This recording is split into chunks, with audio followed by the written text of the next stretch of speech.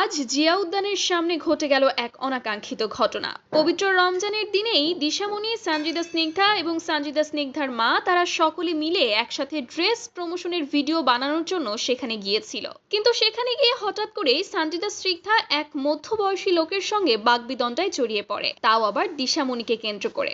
যে ভিডিও রীতিমতো সোশ্যাল মিডিয়ায় ভাইরাল। কিন্তু কেন ঘটেছে সেই ঘটনা জানেন? চলুন তাহলে বিস্তারিত জেনে নিই।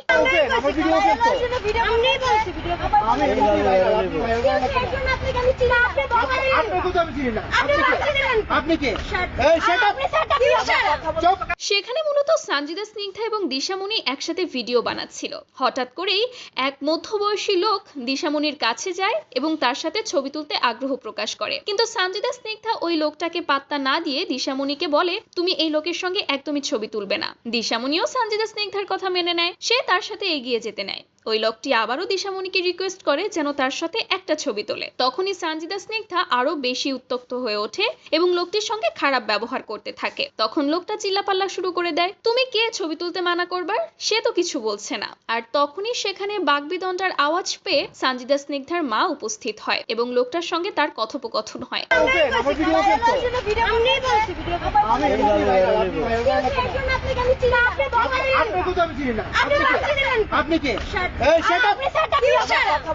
আর তাদের কথোপকথনের মাঝেই সানজিদা স্নিগ্ধা আরো উত্তক্ত হয়ে দিশামণিকে নিয়ে সামনের দিকে হাঁটা শুরু করে দেয়। আর এই ঘটনা রীতিমতো সামাজিক যোগাযোগ মাধ্যম জুড়ে ঝড় তুলেছে।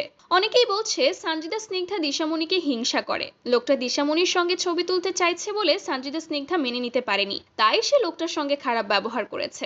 আবার অনেকেই বলছে ঘটনা নিশ্চয়ই অন্য কিছু, না হলে সানজিদা স্নিগ্ধা এমনটা করতো না। তো ভিউয়ার্স, আপনাদের কাছে কি মনে হয়? বিষয়টা নিয়ে অবশ্যই আপনাদের কোনো মন্তব্য থাকলে কমেন্টে জানাতে